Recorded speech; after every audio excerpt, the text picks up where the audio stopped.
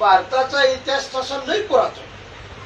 या भारत देशात पहिलं नागरिक सुखा समाधानानं राहत होत. पण या भारत देशामध्ये हे ब्रिटिश सरकार व्यापारी म्हणून टिपी टिपी टिपी टिपी टिपी टिपी प्रस्थापित झाले. आणि भारतात येऊन या इंग्रजांनी भारतातला कच्चा माल एकत्रित केला आणि एकत्रित केलेला कच्चा माल इंग्लंड मध्ये नेला आणि इंग्रजांनी आपल्या देशात नेऊन या कच्च्या मालाचं रूपांतर पक्क्या मालात.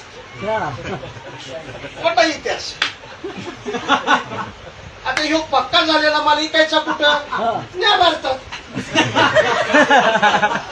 आणि भारतात इंग्रज आले, पक्का माल घेऊन आले आणि जिथं तिथं वसाहती स्थापन केलं, दुकानं मांडली, आवचा भाव लावला, एकाचं डबल केलं. आणि ज्या भारतीय नागरिकांनी त्यांच्या दुकानाला वसाहतीला विरोध केला त्याला उचलला, जेलमध्ये टाकला. भारताच्या नागरिकांनी इंग्रज या चोळामुळे चळवळी चालू झाल्या. इंग्रजाकडे शस्त्र पुरवठा होताच.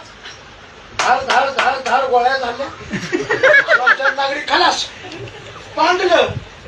भारताचं नागरिक इसकटलं, घाबरलं, पण निर्णय घ्यायला पुन्हा एकत्रित आलं. आणि एकत्रित येऊन या भारतीय नागरिकांनी क्रांतिकारी संघटना स्थापन केल्या.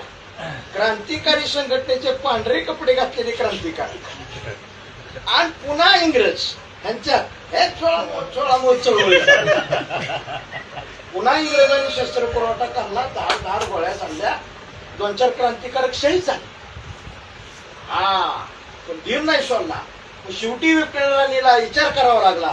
तिनं आपलं विमान भारतात आणलं आणि भारताला स्वातंत्र्य देण्याबद्दल चर्चा चालू केली. निवडक सभासद एका सभागृहात घेतले. इकडून प्रश्न, तिकडून उत्तर, इकडून प्रश्न, तिकडून उत्तर. तासभर चर्चा चालली. इंग्रजांनी स्वातंत्र्य डिक्लेअर केलं, पण जाता जाता घाण केली. पाकिस्तान वेगळा केला.